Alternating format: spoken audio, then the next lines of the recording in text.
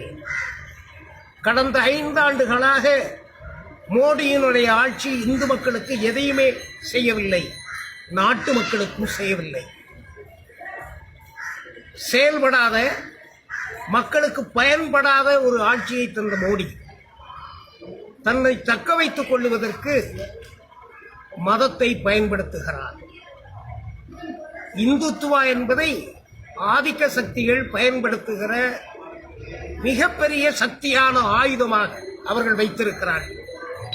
எனவே நான் வேண்டுவதெல்லாம் இந்துத்துவா அல்ல பிரச்சனை, சாதாரண பாமர இந்துக்களுக்கும் ஆதிக்க வரி பிடித்த உயர்ஜாதிகளுக்கும் நடக்கிற போராட்டம் தான் இந்த தேர்தல்.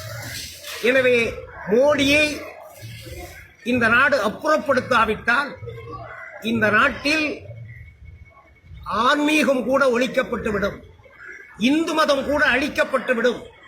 ஆதிக்க சக்தியினுடைய அடிமைகளாக மீண்டும் நாம் வந்துவிடுவோம் என்கிற எச்சரிக்கையை இந்த நாட்டு மக்கள் உணர்ந்து கொள்ள வேண்டும் என்பதற்காக ஆன்மீகத்திலே வாழுகிற நான் என்னுடைய தெய்வீக கடமையாக இந்த நாட்டு மக்களை பார்த்து எடுத்துச் சொல்லுவதல்ல, எதையுமே மக்களுக்காக செய்யாமல் ஆதிக்க சக்திகளுக்காக செய்துவிட்டு சாதனையை சொல்லி வாக்கு கேட்க முடியாத நேரத்தில் நாட்டின் பாதுகாப்பை சொல்லி வாக்கு கேட்கிற ஒரு மோசடி நிலைமை இந்த மோடி அவர்களால் கடைபிடிக்கப்பட்டு வருகிறது.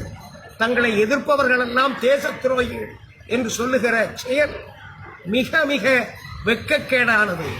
எனவேதான் கன்னியாகுமரியிலிருந்து இமயமலை வரை ஒட்டுமொத்த இந்தியாவிலும் மோடி எதிர்ப்பலை உருவாக்கி இருக்கிறார். எனவே தாழ கிடக்கிற மக்கள் தங்களை தற்காத்துக் கொள்ளுவதற்கு, இந்த சமுதாயம் வாழ்வு பெறுவதற்கு மோடியை அப்புறப்படுத்த வேண்டும் என்கிற உணர்வோடு செயல்பட வேண்டும் என்று மக்களை கேட்டுக்கொள்வதற்கு கடமைப்பட்டிருக்கிறார்.